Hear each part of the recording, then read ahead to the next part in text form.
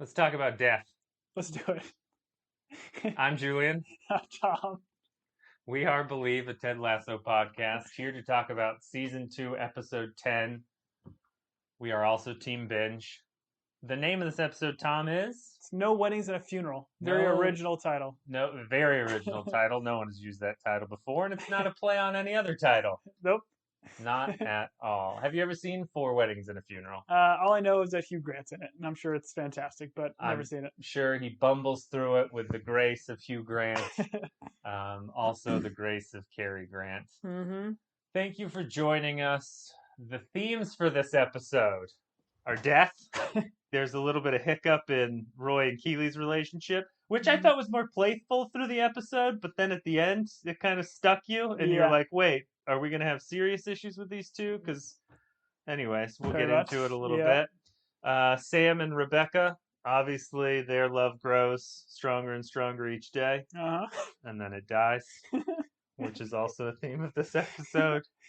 And Ted has some more therapy, Mm-hmm. which is good. I'm glad he's getting therapy. Yeah. I feel like it's all the steps we've taken is to this point of him like officially talking to Dr. Sharon and kind of like getting out his inner demons or whatever, and kind of. Well, I got the sense that they were doing regular therapy. Like he'd kind of committed to it after. But I think it was kind of surface level, like until Ted admitted to Dr. Sharon about like the passing of his father and then that experience. I think that was kind of Ted's trigger for like, okay, like I'm gonna dive to the deep end. I think a lot of it was maybe like him dipping his toe into the water and seeing what that therapy relationship was going to be, because we know he was skeptical, and now that was him going full bore. Sure, I guess we don't know the time lapse from No. him admitting, or at least telling her about his father's suicide, and him in this episode having a session. Well, based on Nate's hair, it's probably been like 20 years. Why do you say that, Tom? I don't understand that comment. Because Nate's hair is like really gray now for some reason. Did you not notice this? I don't know that I did. No, I didn't Nate's notice got this. like he had jet black hair in previous episodes, and now he's got like a touch of gray all over his hair. No, maybe he's using a touch of gray. Maybe. I'm assuming that's what that for. That puts more gray into your hair, right? It a does. touch of gray. Just a touch. That's what I've been doing to my beard. Yeah. We used to have a video of this podcast, and you could see the gray in my beard, but YouTube asked us to take it down. Can we agree though? This is like this show is like the Game of Thrones of fathers, where it just starts to kill fathers like crazy. It just hates them. It's a show that loves fathers so much it has to kill them. Are you under the impression that Jamie's father is next? I don't know. Based on what happens in this show, I don't know. I'm assuming that would have been an interesting funeral. I'm assuming Earl the Greyhound was probably a father. Sure. Well, some say illegitimately Yeah. of many pups that were running around the stadium. Oh man.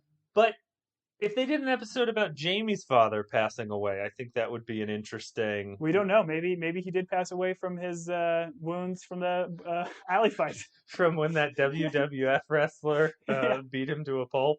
Yeah. Anyways, here we are. Thanks for joining us. We open this episode not about death, but life. Two people making life. Yes. I believe that's what it's called.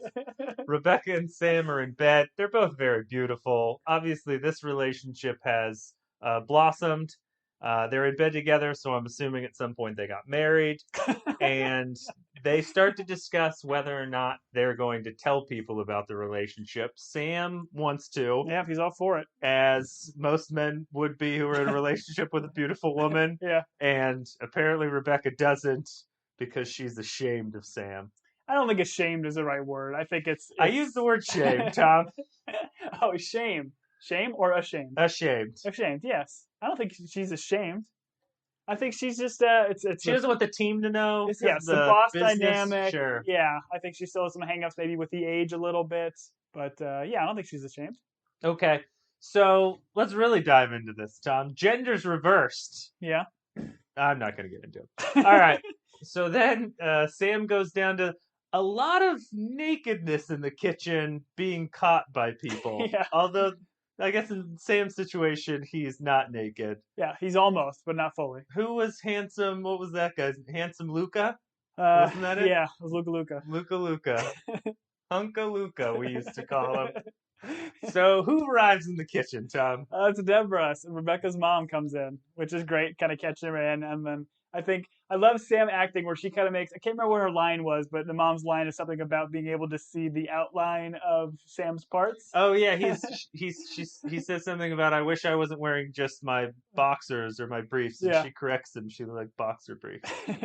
But like Sam's acting as he like slowly starts to like move down to lower underneath the countertop, and he kind of puts his shoulder on the edge and kind of looks around. It's fantastic. And then it's announced that Rebecca's father is dead. Yeah, it's like, oh, what's up with Dad? Oh, he's dead. There's a episode of 30 Rock where Jack Donaghy's his father and his brother are trying to pull a con on him, and they like it's like a broken relationship, and all of a sudden they appear in his office and they're like, "Dad's dead. He wanted you to have his watch." And then later in the episode, the dad arrives and he's like, "Your brother's dead. He wanted you to have his watch." And so the con is being pulled on him 2 times. Every time someone walks into a room and announces a parent is dead, that's what I think about. Thank you, 30 Rock. The actress that plays Deborah, I don't think we went into this when she showed up in the other episode and found a different naked man in the kitchen, Hunka Luka. She's played by actress Harriet Walter. And I looked her up. She's in a ton of like British stuff, PBS stuff. But the big mainstream thing I would say was she was in The Force Awakens, and she's like a rebel doctor that works on Chewie and Finn, and she has like some snappy dialogue with them. And she's also related to Saruman from Lord of the Rings, whoever plays Saruman. Christopher Plummer? Yeah, is it Chris Plummer? I thought it was a different Christopher. Oh, Christopher. We'll cut in the right name. Yeah. Tweet at us. Christopher Lee. She's like a great niece or something of that actor. So an acting family, likely. Acting family. I assume all British people are in theater at one point or another. Fair. They either play football or they're in theater. Was she in all of our Abbey? British... I think so. I think she was in Downton Abbey. She had to be. She was in Downton Abbey and Mr. Bean.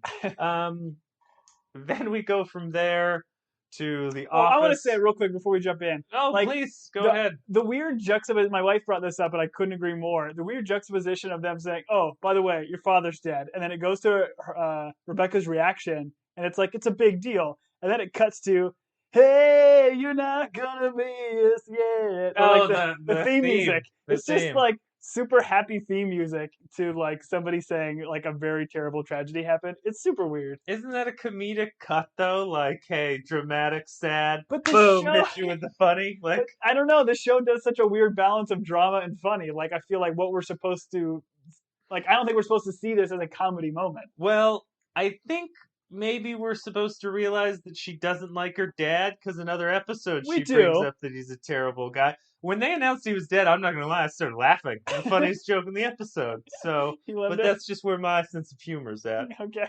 I'm going to get letters about that one. Then, after the theme song, as you pointed out. Yes, I can sing the whole thing if you want. No, I do not want you to do that, but I appreciate you singing. And no, we do not have Marcus Mumford in studio. That was me singing that. We didn't cut in the actual soundtrack. Although we should now. We don't want to get sued. We're in the office, and Keeley, Roy, Ted, Higgins, Nate, and Beard are all gathered. Mm-hmm. It's the Diamond Dogs plus others, and they are discussing death. And Keeley's like, I wonder where you go when you die, and Roy's like, probably in the drawer of a funeral home. Which was a great line. Ted's like, oh, I used to think growing up that if you did good, you went to heaven, and if you did good, you go to hell. But now I realize... Did bad. You go to hell. You said good twice. Oh. If you did good, you go to heaven. If you did good, you go to hell. Well, maybe he went to a different church. I don't know. You do good, you go to heaven. You do bad, you go to hell. But now I realize we do both, so I hope he's just happy. Yeah. Which is what it is. And then Higgins, something tells me you don't like that philosophy. I don't want everyone to be happy. Okay, that's what got you the most. Yeah, people being too happy. Okay. Yeah, I don't want everyone to be happy. Certainly not in death. Some people, anyways. Then we're at Higgins, and anytime we can get a Cindy Crawford reference in, I just love it. It's tore me to pieces. His imagination is that heaven is where the animals are in charge. And we're the pets. And we're the pets. I don't know. I'd probably be a pretty obnoxious pet, and if Bandit was in charge, he'd take revenge on me for all the times I shouted at him. You'd be a cat who would just be like sitting on like a table and just slowly pawing the glass off the table while making eye contact. That'd be you. Yep, I would be a terrible pet. You're right. Nate would be a tiger killing his enemies, which was once again like a weird, unnecessary. Let's continue to make Nate like overly, I don't know, mean, aggressive. I think what we've got in this episode, like at the end, where you get a little bit of Rupert and Nate having the conversation or whatever. I feel like again they're trying to vilify Nate, and this is a step to it. But this is the first notice of Nate with the touch of gray. And I had to look this up because to me it like stood out like a sore thumb. I was like, what happened to Nate during this time? I thought they even might mention it. But I looked it up, and apparently it was intentional for the character, for like what they're doing with Nate. And apparently did an interview with Nick Mohammed, and he said it was a combination of bitterness, guilt, shame, and stress with Nate's character, which I think is interesting because we've seen some interesting moves with Nate this season, as we've talked about. But like the bitterness, guilt, shame, and stress, those seem to stand out a little bit because I don't know if we've seen all of those yet. So you think he killed Rebecca's father? Possible. I don't know how many times I have to say it. I just want this show to turn into a detective procedural, and so if Nate killed someone, I'm all about it. Maybe Nate is the Tiger King. It's possible. Did he kill someone? I'm pretty sure he's in jail for something. Yeah, probably for making love to all those tigers. Spoiler, sorry. Beard talks about, this is very interesting, and I didn't look it up to see if it's true. It feels like it has to be true for Beard to spout it off like so this. Specific. But weighing someone right before and after they die, they're 21.3 grams lighter, and that is the weight of the soul. And then Roy's response being like, yeah, that came from somebody who murdered somebody. Weighed him before, murdered them, and then weighed him again.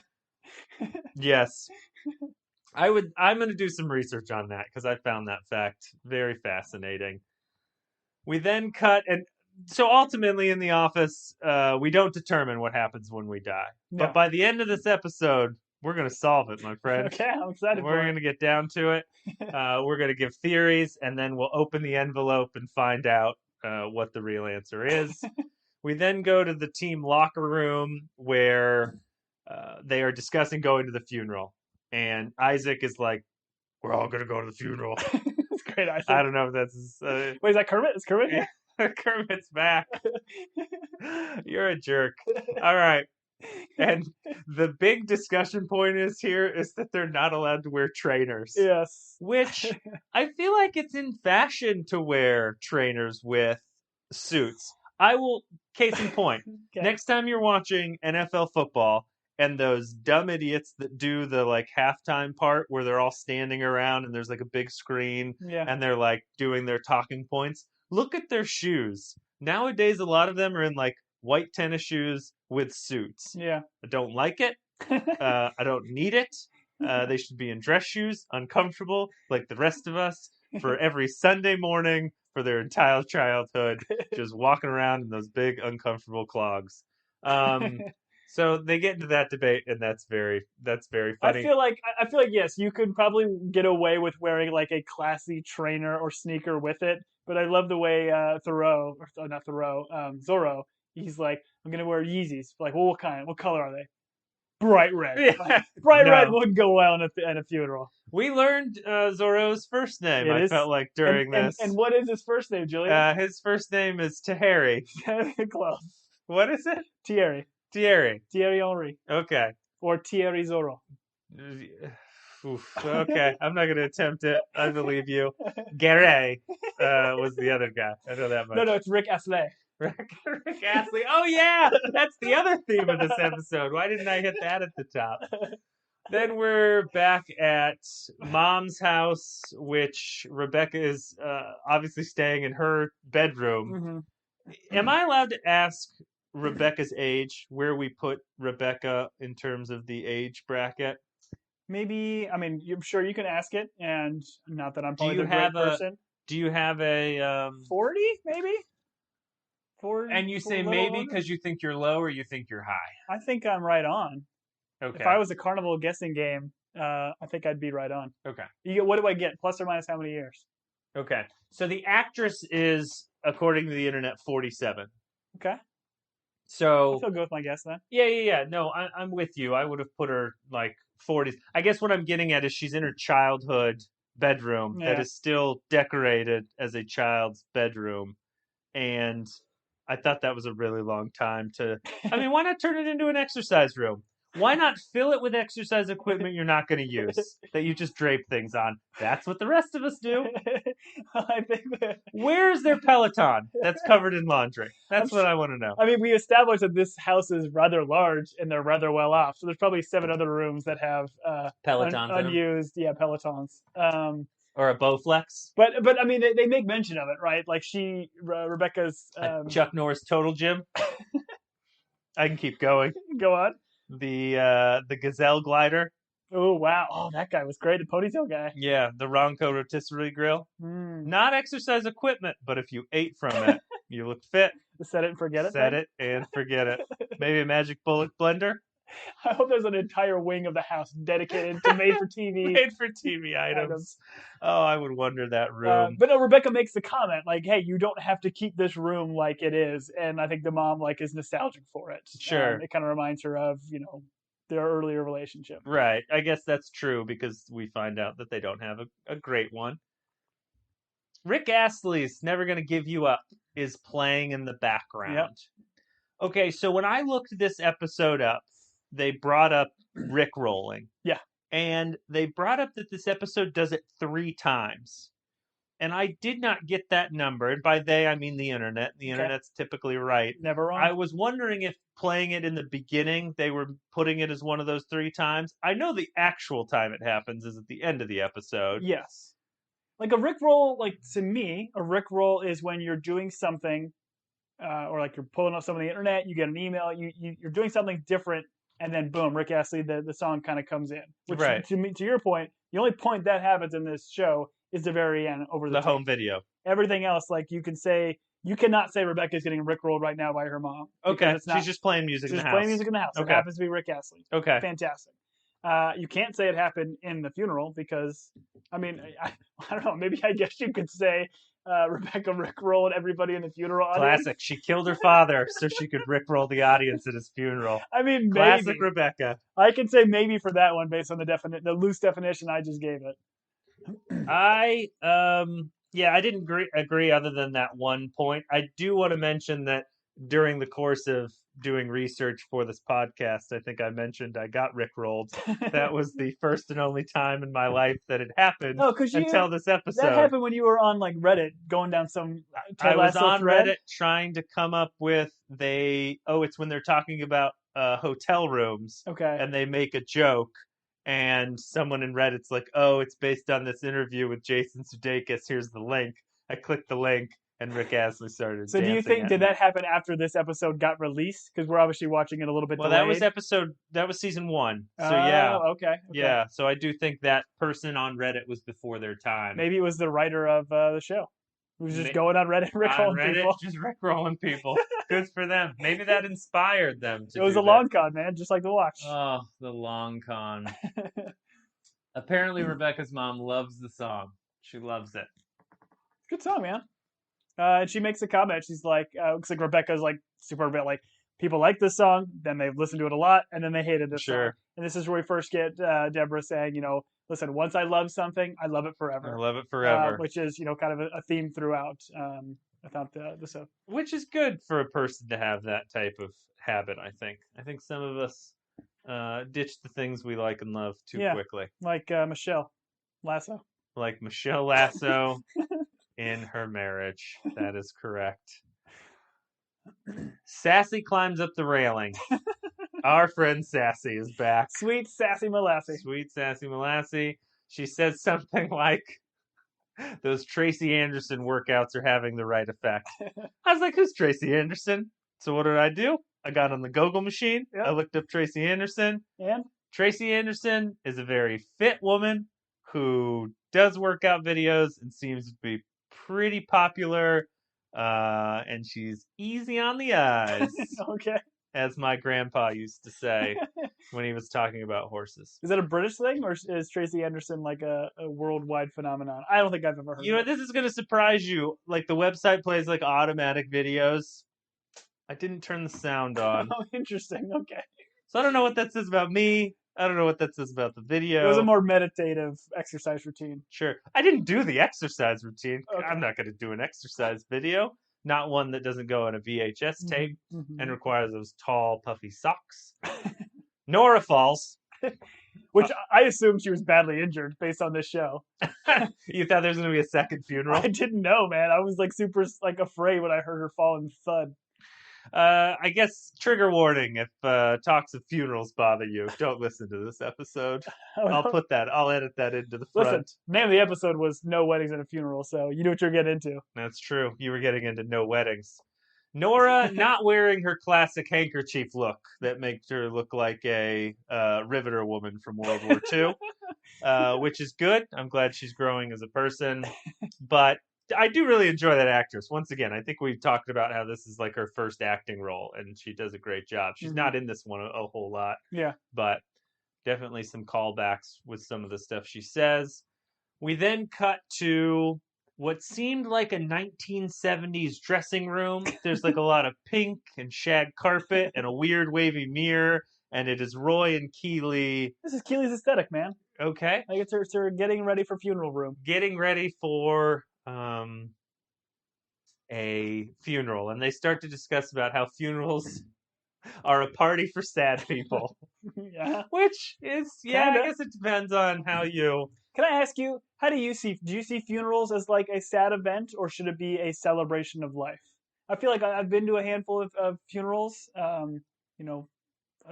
thankfully not a lot of them, but I feel like a funeral nowadays, it should be like a celebration of life as opposed to being like a somber event. How do you see it? Well, I think it comes down to how that person died. That's fair. In the sense that if it is like tragic and sudden, I would think of those as like sad because you're just not ready for it. Yeah. And so I would have a tough time, or I have a tough time like doing a celebration of life for someone who maybe didn't live a full life. Yeah. Now, if you took someone that, lived a mostly full life, you kind of saw it coming, then, I see that as a celebration fair. Of life. I think the other thing that comes into play would be, as they discuss in this episode, is what do you think happens after you die? Is there something after you die? Is that something that you find like, peace in? That kind of changes it. If there's nothing after you die, then great. They're just resting forever, and I don't know. I guess you could find some peace in that as well. Yeah. I don't know. Just depends on no, that's fair. How they go and what you think happens when you're gone, and how quickly you resurrect and become something else. Yep. Roy and Keeley are dressing. Roy doesn't really have to change his wardrobe for a funeral. I thought the same thing. He's like Johnny Cash. He's always going to a funeral. He's the man in black. Oh, man. Everyone has to go. They have to be sad. They start to discuss. Keeley's like, Roy, what do you want to happen if you die? Yeah. If you get hit by a bus today? And this conversation, I loved every bit of it. It's a great back and forth. Roy's immediately like, well, Keeley, if I get hit by a bus, I want you to go after that bus driver. Avenge me. Avenge me. Avenge me. Which is so great. And then Keeley's like, I want to be made into fertilizer, put around the seeds of a tree and planted so that this fruit tree can grow and use my ashes to, I don't know, photosynthesize. I don't know. Compost. She wants to be able to compost a tree, and then Roy can eat the rotten fruit from her decomposing corpse. Is that what my neighbor's doing in his backyard when he says compost? He's just got a bunch of bodies and that black thing that he turns every once in a while. That is. It's his aunt and uncle. Interesting. Oh, no. Like The Burbs. Jimmy at the time. The Burbs. That's a great movie. But this is where we get then Keeley kind of saying, like, finishing her story. It's like, you ruined the bus driver's life just for swerving away from missing a kid. I was like, I didn't know there was a kid in the story. I was like, I didn't know there was a child. It was great. Oh, and she's like, Roy complains about eating fruit made of dead people, and she's like, "Oh, but you'll eat a kebab with a hair in it." And he's like, "Well, I know where the hair came from. He's a lovely guy. It's his thing." Like that's just a great. I loved it, every moment of it. And I don't know, like I took that as like a fun back and forth, but I don't know if it's in this conversation or a later conversation where Keely's like, "No, I am mad." Like, was it that conversation? She says in this conversation that she's like legitimately mad, but I Oh, think that's when Roy goes, "Oh, now yeah, I'm sad." yeah, exactly. So I think she is definitely upset and mad, but I think, pushes the envelope a little bit further later in the episode, which is why I think he regresses towards the end and apologizes for Oh, because he keeps kind of he keeps poking poking, the yeah. poking the bear. Okay. Ted is getting dressed to a song about an easy lover. Those were the only lyrics I could pick out of the song. He just keeps singing "Easy Lover." It's Phil Collins and Philip Bailey, baby.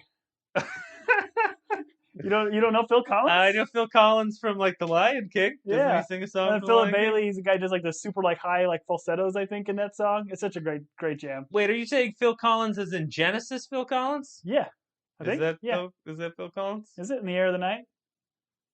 Is that also Genesis? Yeah, he's in Genesis, right? All Maybe the right. internet knows. Well, write us. What does Ted have while he's getting dressed and singing "Easy Lover"? He has a great time. He's tying his tie, and he's got a little bit of a panic attack. A little bit of a panic attack. Did this feel like we've gone to the panic attack well quite a bit during this season? Well, I mean, Have we had an episode without a panic attack, Tom? Other than the beard one? And the Christmas one, I don't think we had one there. I think the show is just, this is the mechanism it's given us to tell us that Ted is in a tough place. Okay. But I agree, it's a little bit heavy-handed. Well, I started to wonder, okay, I understand therapy is not like a fix-all. It's immediately going to fix him. But I guess this is where I kind of thought, okay, how much time has lapsed between when he started sharing things with Dr. Sharon? Surely at that point they're having sessions. Like, and so why is he having such a tough time? And then why did we not anticipate that this was going to be a little bit of a tough time having to do with a funeral? Anyways, I just thought it was like, oh, my thought was, oh, we're doing this again. Well, which I think maybe it's just me being a bad viewer. No, I think you're right. I mean, it's because again, like the show, the first season, I think it did a better job of telling us where we were, like in the football season and where the soccer was. We really haven't had a whole lot of like, I guess, soccer moments to be able to tell. Like they lost the FA Cup, which is kind of later in a season. We don't know how much time has passed since when he told Dr. Sharon that his father passed away from suicide, and when he's had this panic attack. Because I'm with you. I think they've had sessions, and he's likely been working through some stuff, but I don't think he is fully opened up to her like he does in the scene later on, where Dr. Sharon really gets into like tell me about what happened with your father, and let's really open this up. And they had to get to that point where Ted felt comfortable doing that. Right. The timing where we are is, the most I can tell is we're between Christmases. That's one Christmas has happened and another one's coming. That's where I know we are in the year. And it seems to be not snowing. So true. That's how I know where we're at. Probably the summer solstice. We're at the funeral. Rebecca and her mom do this thing where some guests are like, hey, yeah. And he's like, oh, our father really loved you. He loved that you'd be here. Who was that? I have no idea. But I neither knew. Just being polite. Oh, as someone who is really bad with like names and just ends up meeting, like at this point in our lives, you like go to the neighbor's house for like a get together, and you've done it like 4 times, and like their family's there. And like after the 4th time, you're like, it would be really weird for me to ask that person's name. I do that when I come over here for your kid's birthday party. Exactly. There you go. That's the thing. You're like, wait, now who are you? Yeah. And you gotta like judge. Like, unlike Ted, we should all be more like Ted. We should learn someone's name and never forget it. But obviously, Rebecca and Deborah did not do that with those guests. Old Rupee shows up. Old Rupee. I will be referring to Rupert as Rupee for the rest of this episode. Okay. Because I love this so much. Deborah is very kind to Rupee. Rupee shows up with Bex and Diane the baby. I'm assuming they named it after the late, great Princess Diane. I think it's Diana, but go on. Yeah, sure. Loosely based off. Loosely based. Thank you. Loosely based. Based on a true story. There you go. But I do love how what Deborah says, like, "Oh, I love his little fat cheeks," and then Rebecca's like, "Oh, you just fat shamed a baby to tears." Yeah, because the baby starts to cry. Bex has a way with children. We knew she'd be a great mother. Oh, so she great. takes this child. She makes some comment about, she's like, he knows I ate the placenta raw. He knows. I was like, all right. So then I had to Google search what a placenta was. Ooh. And you didn't know what a placenta was? Well, I thought it was one of those, the fossils from like the Jurassic time, but I wasn't real sure. Okay. So, not great at science. Rupee is clearly a changed man, Tom. Yeah. Changed man. I've forgiven him. I love this line. It's later. It's sassy, where she's like, "You've had a daughter, so now like we'll forgive you of all the terrible things you've done to women." Yep. Oh man, Rupee's great. But hey, man, can people change? Yes, people can change. Give? I'm going to call him Rupert. I'm not going to call him Rupee. Should we kind of take like, I don't know, like what is Ted's philosophy on this? Like, would Ted be nice to him? Here's my thought with Rupee is until Rupee makes amends, until Rupee like reaches back into people's lives that he has clearly done harm to, like Rebecca. Yeah. Like I would have to see some contriteness, and maybe this is me being wrong. Yeah, like, you're right. I would want him to like when he shows up here, and it's clearly like he's acting changed, but why is he showing up to her dad's funeral? When Rebecca said you weren't invited. You weren't invited. He's being his smarmy self. He's rubbing his new baby and wife in her face. So, no, he's not a better person. But to your point, should I have looked at that first? Like, oh, is Rupee a changed man? Old Rupee? Maybe, but until there's like some, there'd have to be some steps in place there of him like asking for some forgiveness, and he's got to earn it. Yeah, he's got to earn it. He's got to pay that penance, baby. That's what the good book says. The whole team shows up. None of them are wearing trainers. I do appreciate how they show up in the AFC Richmond bus. The team bus. Yeah. These guys all have Lamborghinis, but they're all going to ride the bus together. I do love seeing like their different outfits they wear. Like Isaac's got this like sweet black suit, but it's kind of like smoky, kind of coming up. Yeah, a lot of cool fashion. It reminded me of Chelsea's kits from this year that I was looking at with that like blue checker fade thing.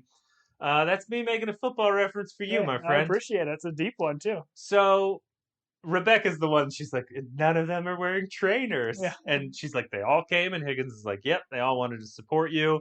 Danny Rojas is in like 3 scenes in this episode, and they're all gold. He's really struggling to walk. I thought he was injured at first. I'm like, oh, he's injured. Something happened on the pitch, but nope. He's just injured in a way. It's just the shoes. They're too restricted for Danny. He can't handle it. You have this weird, awkward moment where Rebecca's like, Sam and Isaac. Yeah, she says Sam first. She doesn't give him any sort of special recognition, but Sam's a bigger person than this, so he doesn't let it really bother him based on what we see later, which is good. Yeah. Once again, no one knows how to communicate with Beard. They're making Beard just weirder and weirder. Like, I feel like he was a weird fun in the first season. He's like an idiot savant. Yeah, like, it's just weird. Like, the conversations he has with Jane later is weird.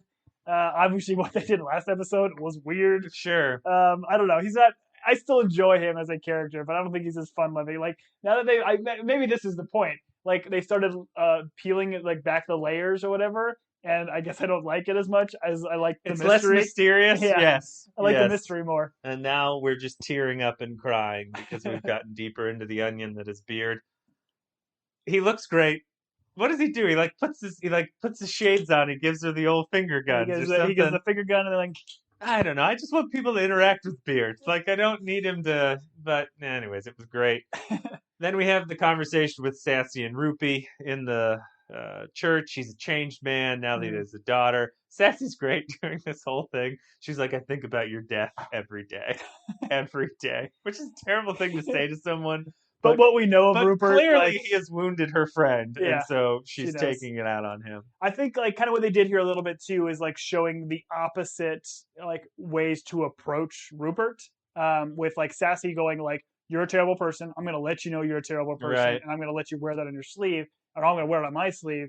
Whereas Deborah, Rebecca's mom, is like polite and cordial and all that kind of stuff. To the point where Rebecca thinks her mom likes Rupert. Exactly. Like, yeah. Like, because I think again, Rebecca and Deborah, we'll get into it later. Like, they don't have a close enough relationship to understand their perspectives and where each of them are coming from. Sure. So I thought this was just interesting about the mom's perspective and kind of how the mom preaches how to treat Rupert and how Sassy does. Rupert has taken too much fire. He's like, "All right, Sassy, have a good one." Yeah. She's like, "Bleep you and die," which is a great way to end a conversation if you're really mad at someone. This episode is brought to you by Shopify. Upgrade your business with Shopify, home of the #1 checkout on the planet. Shop Pay boosts conversions up to 50%, meaning fewer carts going abandoned and more sales going cha-ching. So if you're into growing your business, get a commerce platform that's ready to sell wherever your customers are. Visit Shopify.com to upgrade your selling today. Lasso calls Dr. Sharon because he is going through his, and we just get her part of this, right? Yeah, since Dr. Sharon's flat, yeah. And then Dr. Sharon mentions like 4-7-8 breathing. Have you ever heard of that before? Nope. I thought it was positions in soccer. yeah, could be. We run a 4-7-8 defense, which is 7 too many players. If I'm doing my math right. But it's called like relaxing breathing. So it's you breathe in for 4 seconds, or inhale for 4 seconds, hold for 7 seconds, and then exhale for 8. So I'm assuming there's some sort of mathematical brilliant formula or whatever that just kind of helps you like calm down, relax, and kind of deal with the stress of a panic attack. I'm giving it a go over here. Oh, you're trying? Yeah. Okay. Give us 21 seconds. 19 seconds.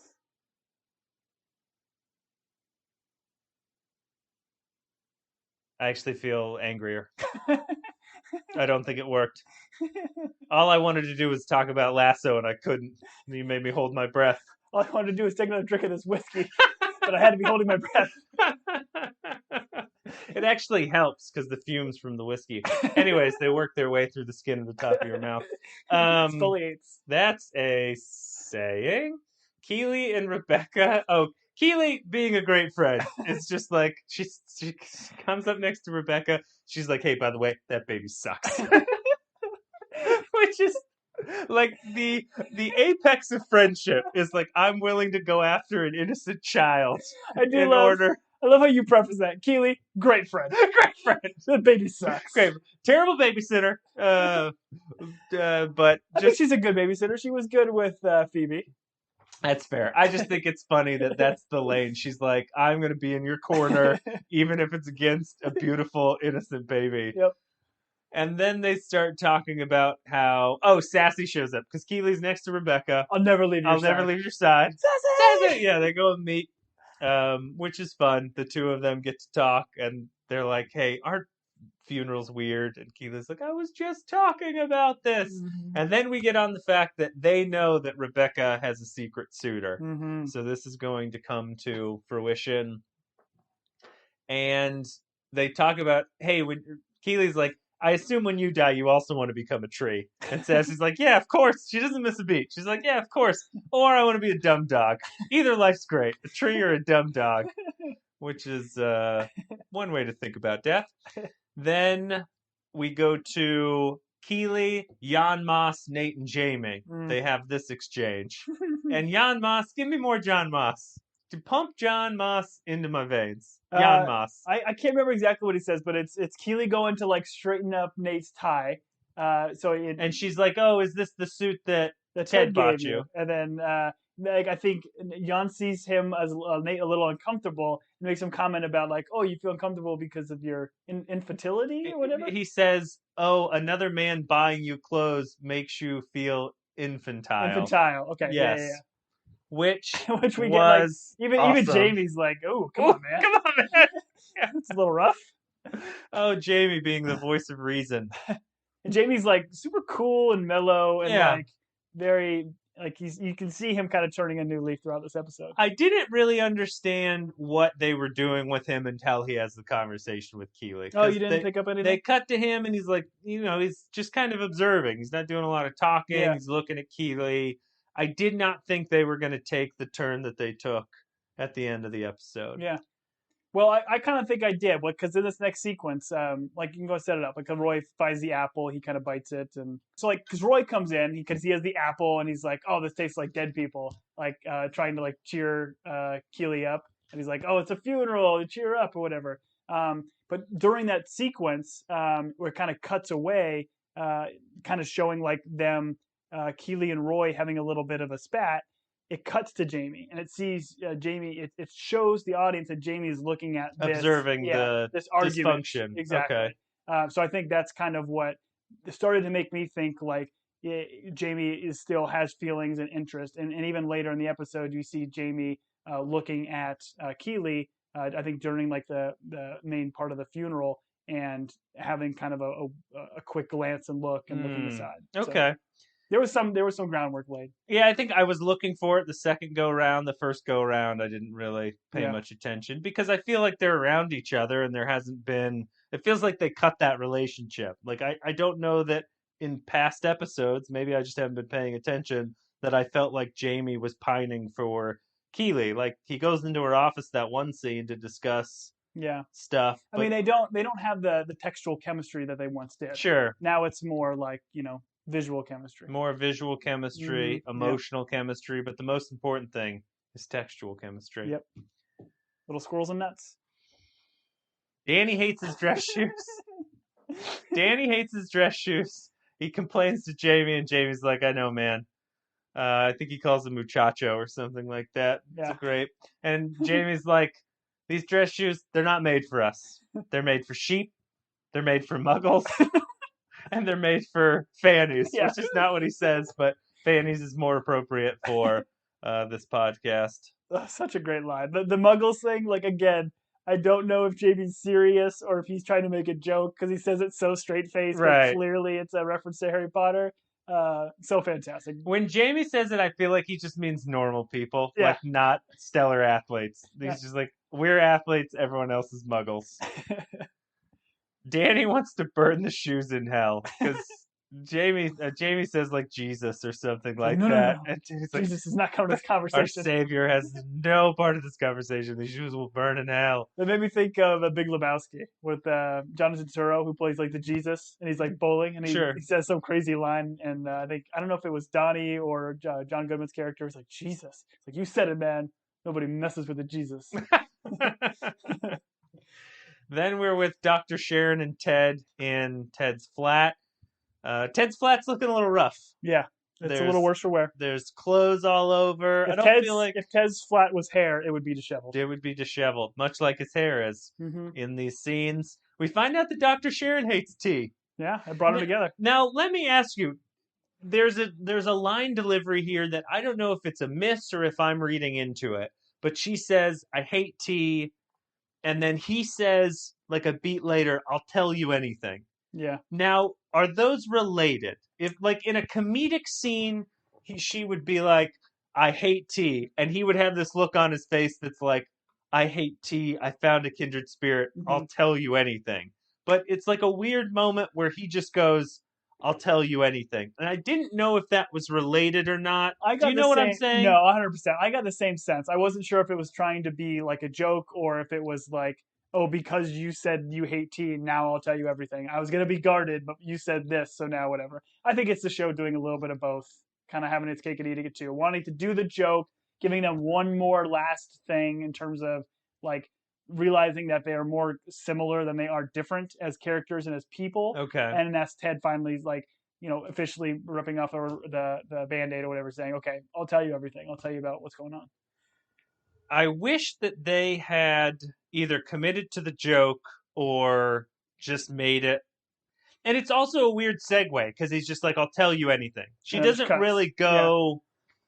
Anyways, so I just thought it was... I didn't know if I just missed something, but on my second viewing, I was still a little bit confused. I do like the idea of her being like, I hate tea, and him being like, I will tell you all my deepest, darkest secrets Yeah. because even Beard likes tea now, and I have no one in this world.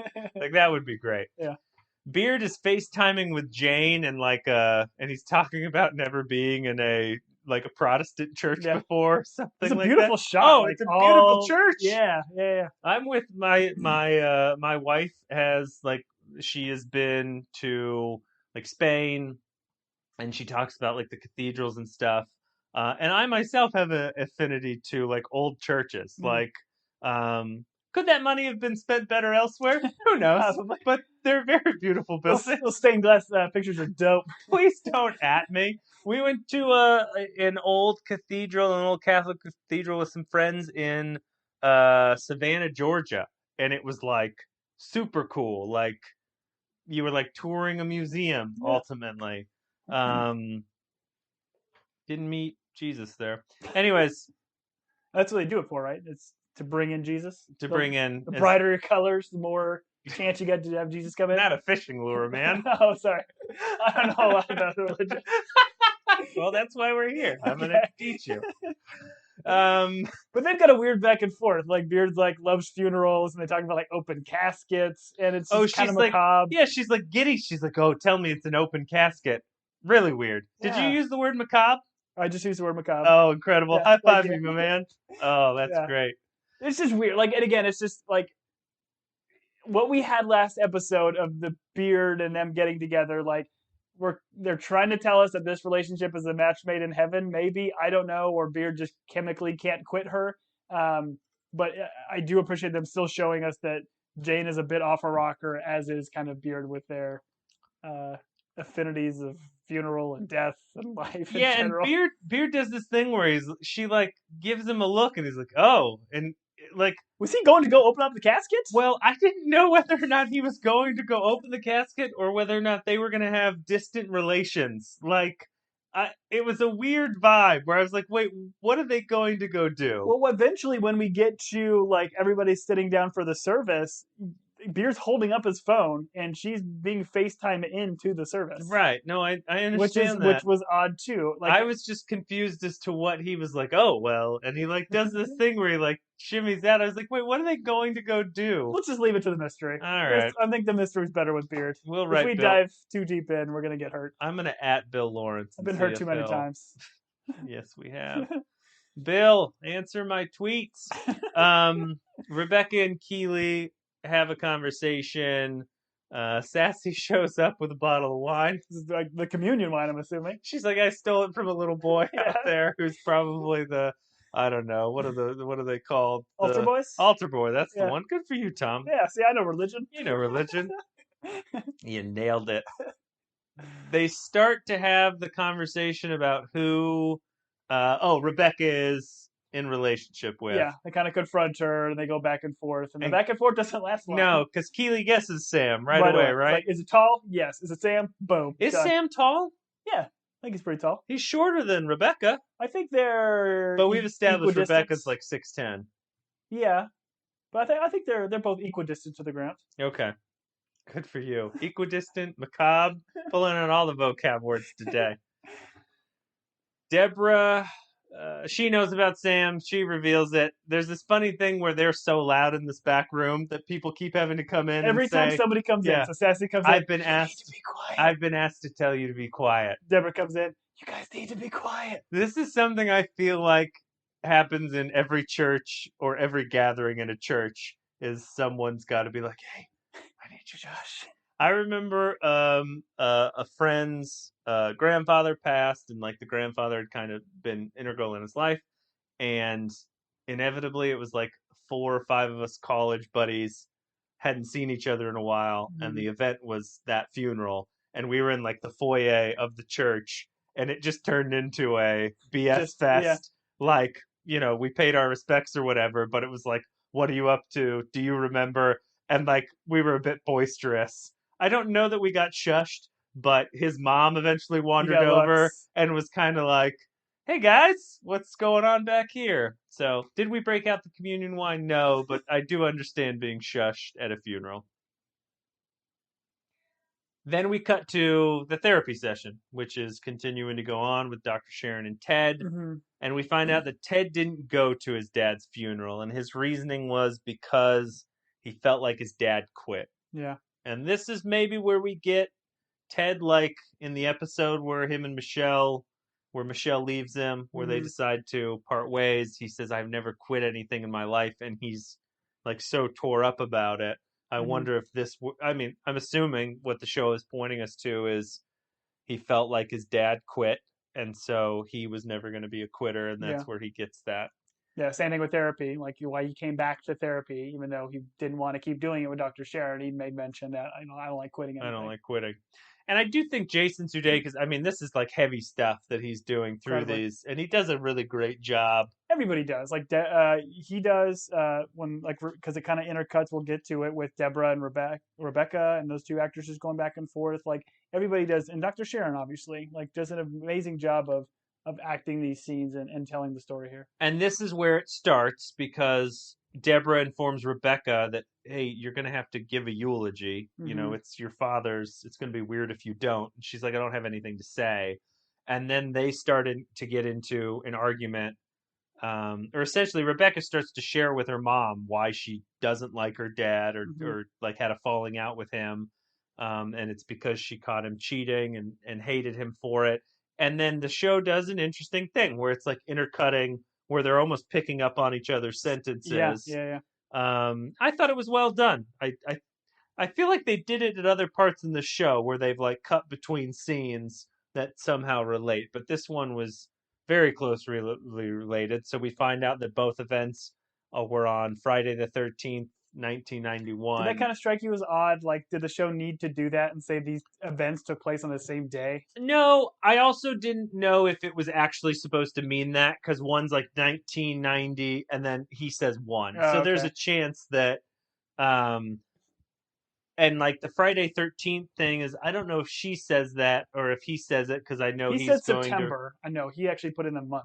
Okay. And when they did Friday 13th, because he was watching like a Jason marathon with his friends. Anyways, well cut together. We find out that just terrible. But Ted comes home from, hanging out with friends or school, or he's going to grab something, and then he hears the gunshot, and his dad commits suicide, and he discovers the body. Rebecca, at the same time, discovers her father having an affair with a missus in the neighborhood. She does point out that he chases after her in like his dressing gown or something. Like he's wearing like, I almost pictured as like an old person like nightgown. Got that. Did you not catch this? No. Oh, maybe I missed it. But he was like, she's like, oh, he was chasing me in his like pajama gown or something. Like who was her dad? Because she walked in, she started screaming, okay. and he like chased after her to like calm her down. Because she then says like the next day, the dad says nothing. He tries to pretend like nothing happened and everything was good. You didn't see anything, kind of a deal.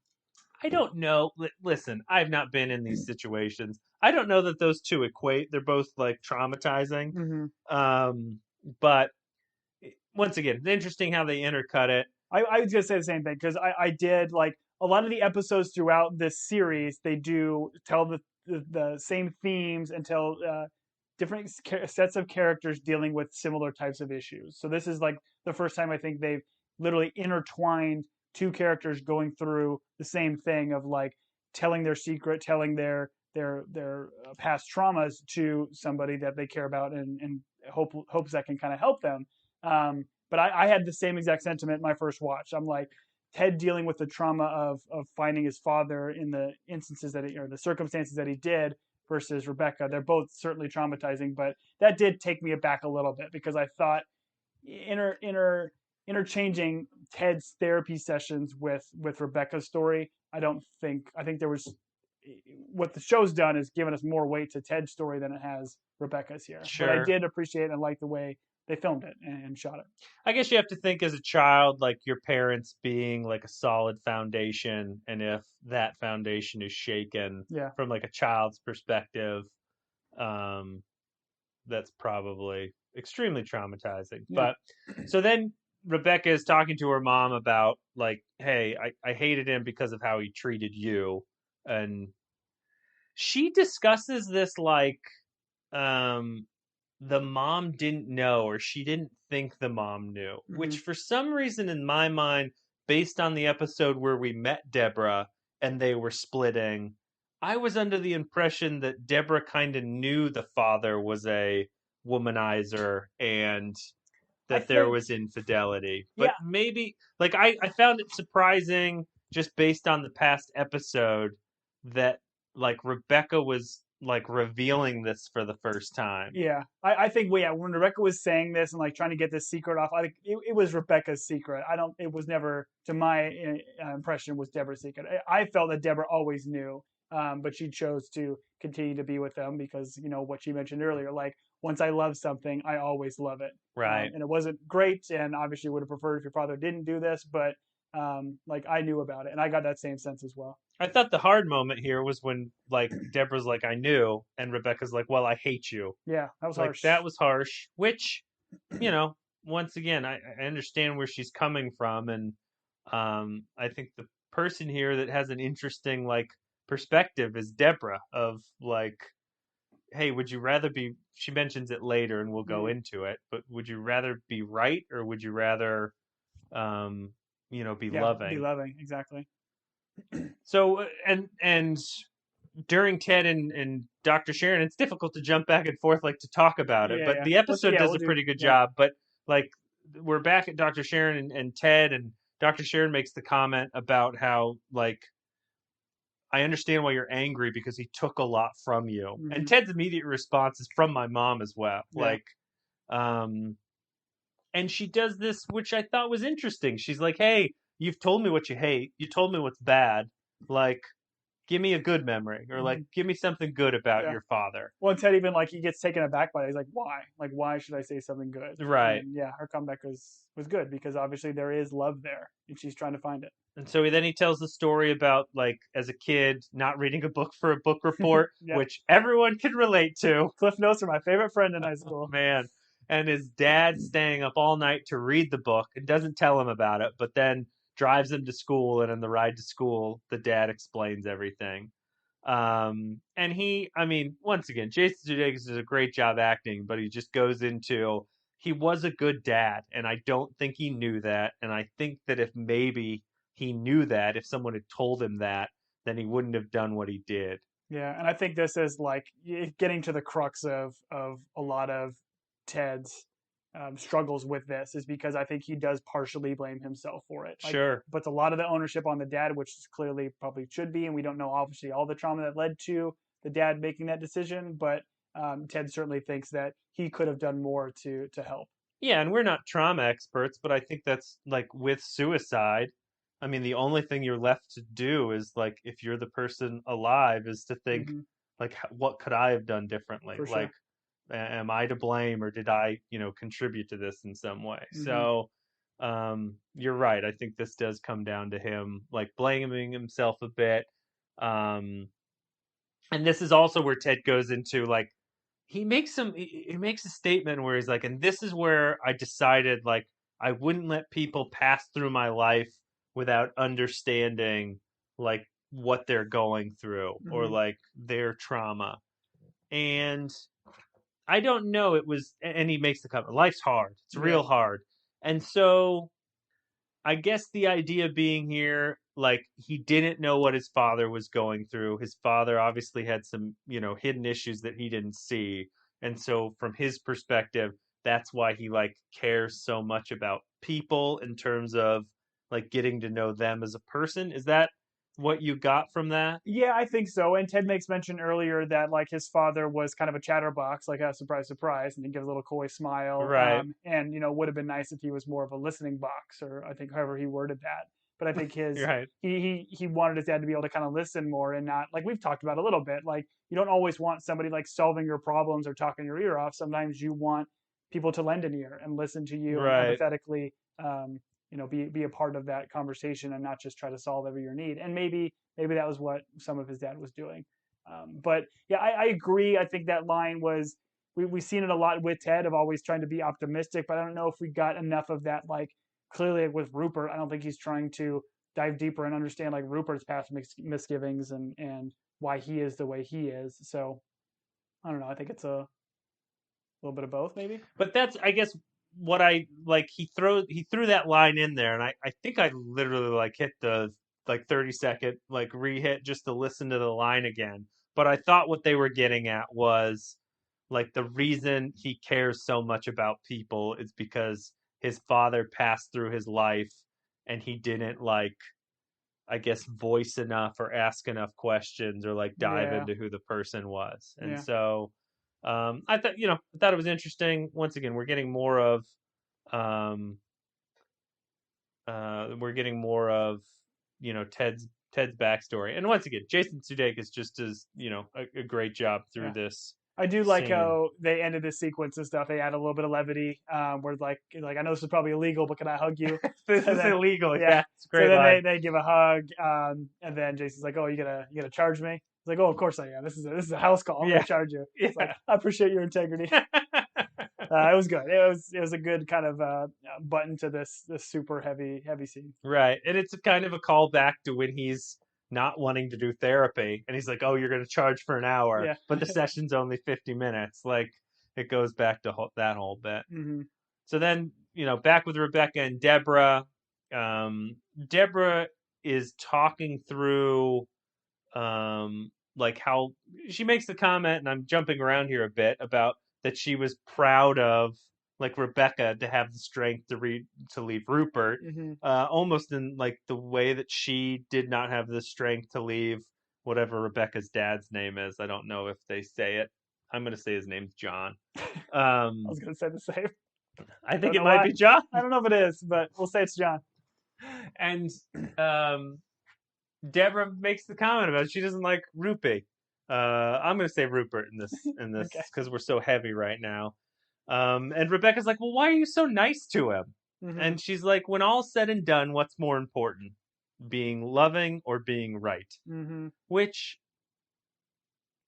maybe not the most profound statement that we've ever heard, but like in terms of a life lesson, like how often do we like fight to be right as opposed to just like letting something go and like being loving.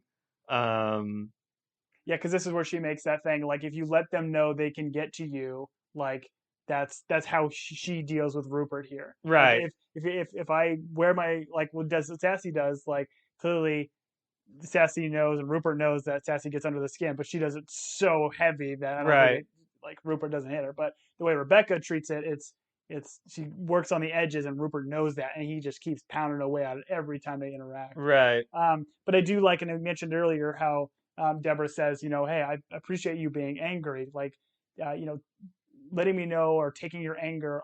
I will take your anger over your indifference any day, because I think they show that Rebecca and Deborah's relationship was just kind of like ambiguous. Didn't really know what was going on there. We knew it wasn't good, but her saying that she is happy she's angry, it took me back at first. I'm like, why would you be happy or angry? But the fact that at least shows you care to a certain degree. Yeah. If you're angry at me, then you care about me, as opposed to being, what I felt from you is being indifferent. I thought that was pretty powerful too. Yeah, being indifferent and not caring is worse than, I agree. I thought this was a good conversation with them.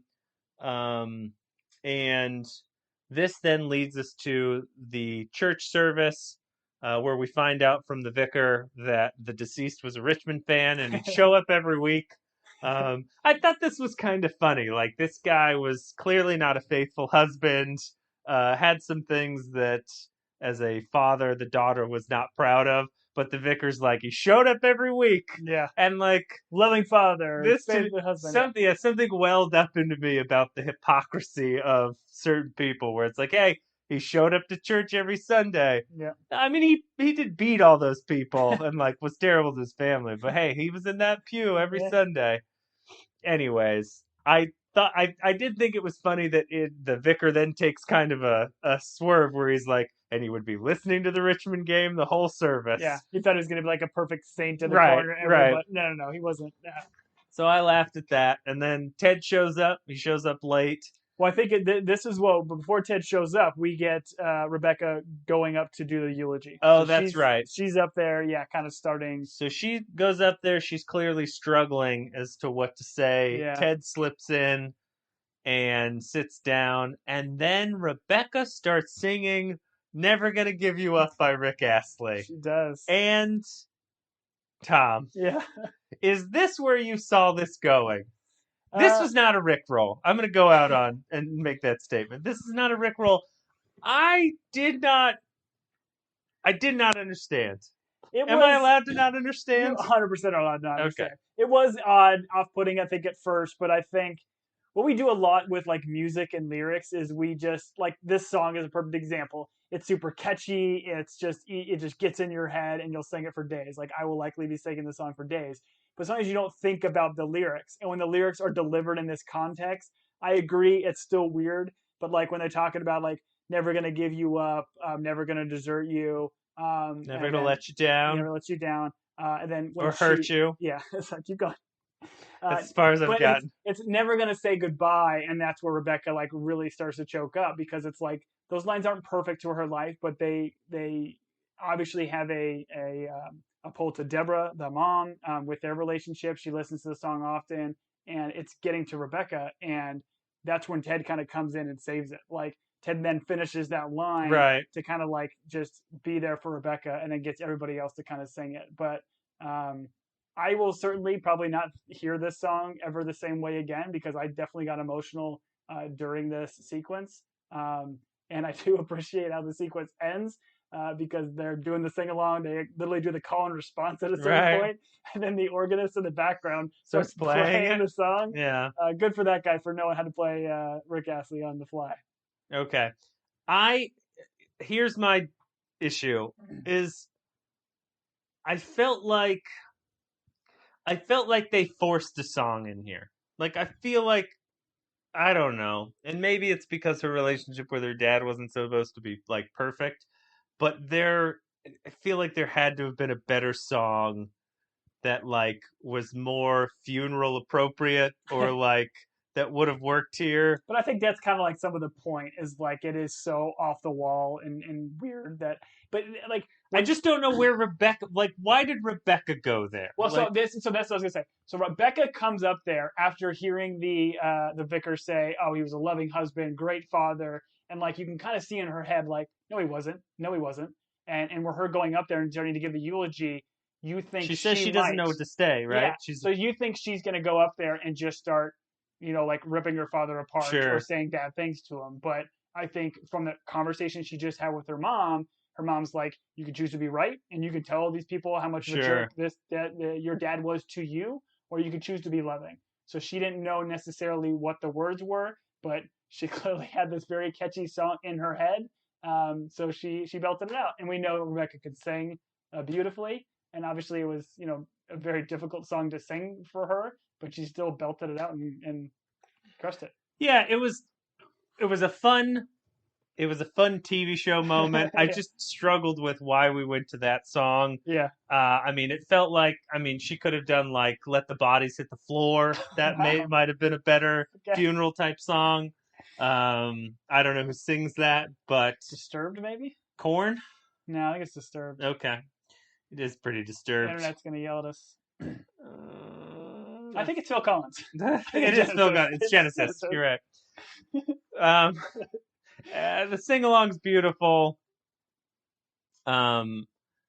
Rupert. Oh, and then we're done with the service and people are leaving. Rupert leaves, and Rebecca tries to be like her mom, and she's give him the smile. Yeah, she's like, "Hey, thanks for coming." Anyways, I think she even invites him back to like lunch or something. Yeah. And he's so caught off guard. He doesn't even come up with a very good excuse. He's just like, "Oh, we've got to do things. Well, they got to take a nap." It's like you or the baby. Yeah, that's right. And we find out that Bex sleeps in the crib with the baby. The baby won't sleep. And of course, they give like how like the Diamond Dogs gave beer when they said his relationship, where they're moving in together. They're like, "Oh yeah, great, that's great." They all kind of higher voices and and he says, "Hey, I don't have time for one." We find out he got rid of all the TVs in the house because he's like he just wants to watch his baby and Bex. Just does that to like make Rebecca. I believe there's no TVs in the house. He also there's no time for footy. He says no time for footy.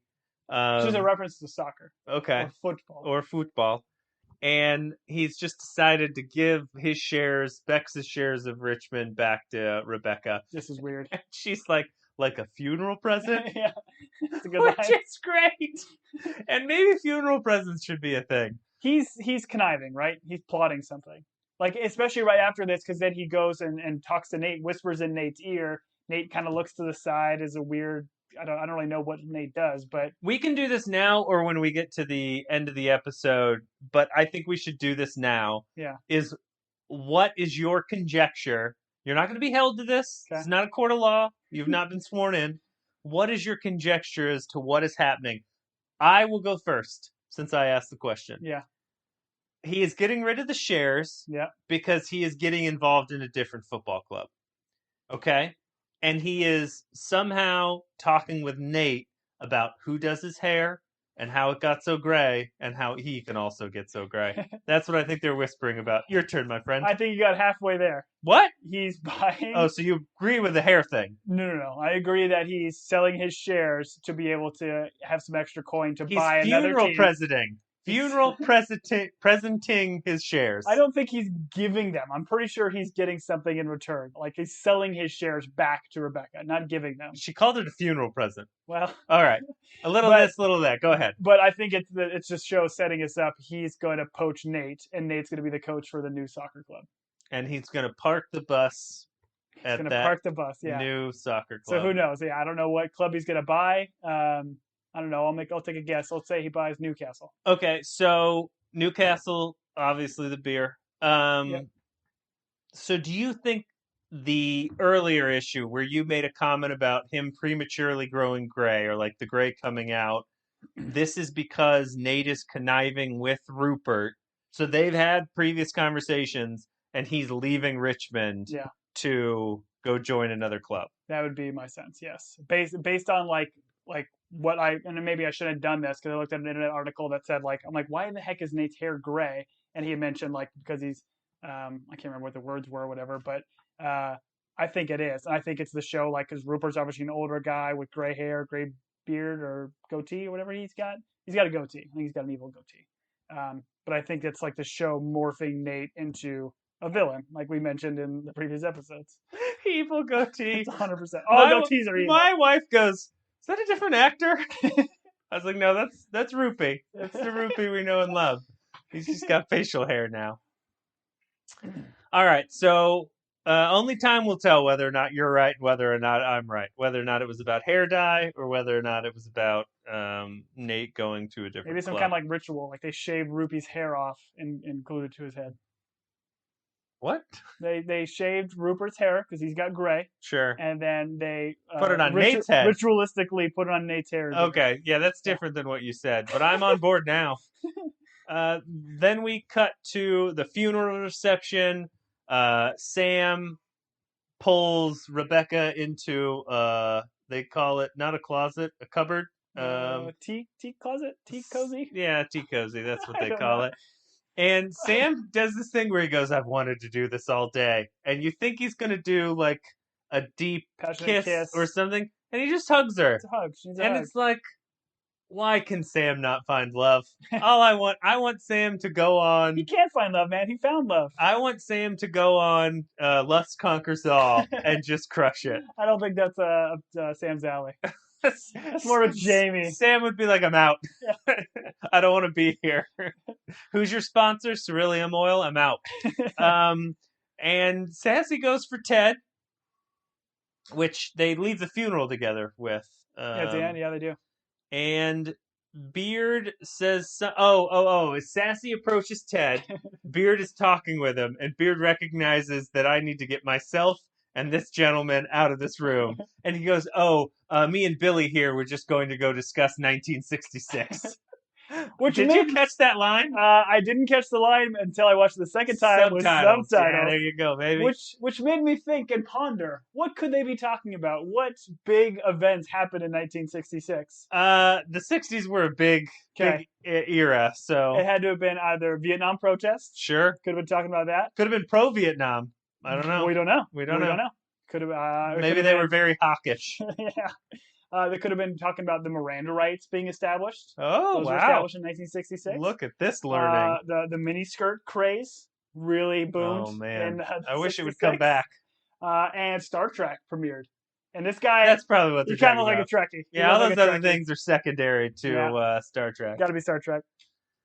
Danny comes down the stairs. Once again, a little bit of levity at a funeral. Cuts Rebecca off, trying to go then tell Sam. Danny comes down in what I assumed were her childhood slippers. Were those an adult person's slippers? They were adult slipper. Well, I don't know. They were like leopard print pink? No, I think they were like hearts, maybe pink with pink hearts. Okay, fluffy. Regardless, they were wonderful. Or probably left at her home. Tom, Christmas is coming up. I wear size 11. Okay, noted. Jamie then. Once again, this caught me off guard. Jamie comes up to Keeley and he says, "Hey, I feel like I've become a better man, like my best self." He's super charming here, too. And he's like, "Hey, I know this is a crap thing to do, but I still love you." Yeah. And then he departs. Yeah. And then half a second later, taps on her back, and then who's there? Roy apologizes. And I guess this is supposed to be Keeley torn between Jamie revealing it's the triangle. It's a diamond dog triangle, huh? Roy apologizes, and he's like, "Listen, death makes me uncomfortable." He's like, "When my grandpa died, he's like, I prayed and prayed, like, just to have another conversation with him." And he says, I wish this phrase was more appropriate, but he's like, "I got F all." Yeah. Which, just the way he delivers that is great and quite sad. And he's like, "We only have one life to live, and I don't want to waste a second of it. I love you, Keeley." Mm-hmm. I do enjoy the way they shot this, because when Jamie comes in and starts kind of confessing his love, it starts playing the piano music and getting all like serious, and then it cuts and stops. Keeley's like deer in the headlights, and then Roy taps on her, and then the music goes silent. Roy taps on her shoulder. Roy starts apologizing, and we get that Full House style music start up again. Right. So you get it kind of played twice. I was funny. like, the way it happened so quickly, I was like, Roy heard what Jamie just said. Like, Roy's not going to let that go. But the way they played it is, Roy did not hear what Jamie heard, what Jamie said, and then they move on. And I didn't see it coming. So when it did come at the end of an episode, I was like, why are we adding drama to drama? Why are we... I was like, what's happening here? Yeah.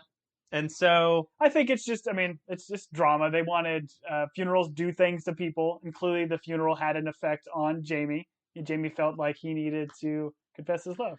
Jamie was like, he should have said, "We've only got one life to live, and I don't want to waste a second of it. I want you back." And then Roy should have said the same thing, and that would have been great. She started singing "I Don't Want to Miss a Thing" from Armageddon. Bust out some Aerosmith. Ooh, now there's a band. Old Phil Collins. All right. This is when Sam steals Rebecca. Earlier it was Rebecca trying to go to Sam. This is where we get she's trying to find him, right? Yes. So then this is where they're in the closet. She breaks up with him, and she's like saying, "Oh, you're wonderful," and he's like, "But," he's like, "Oh no, not butts." I hate big butts, and I cannot lie. Which is good.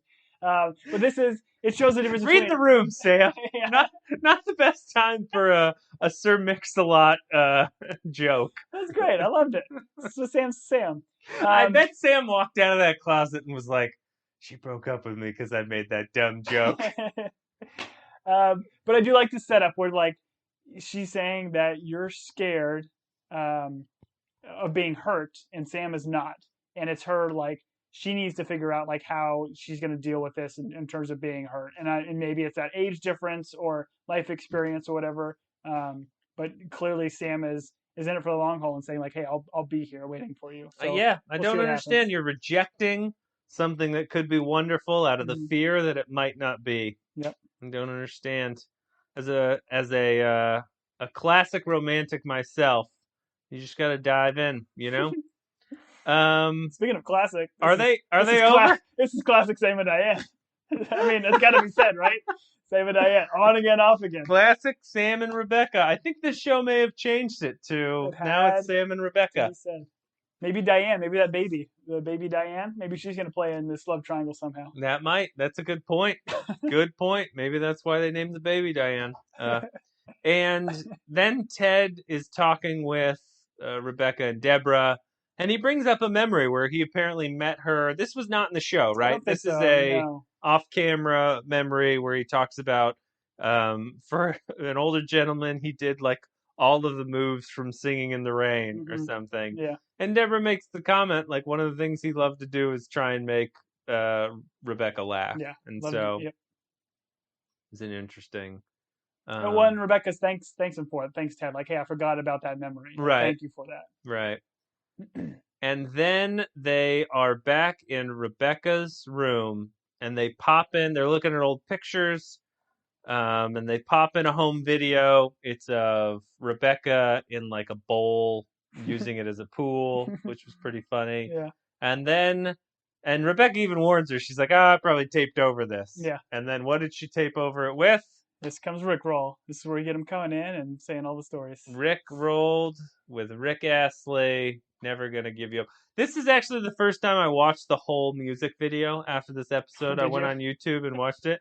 That guy's dancing is out of this world. It's like is it 80s? Is it early 90s? No, it's 80s, right? Is it 80s? Okay. It's gotta be 80s. His clothes, his dress, he's just this skinny white guy just kind of flailing around. I love how Deborah makes a comment. I thought he was black.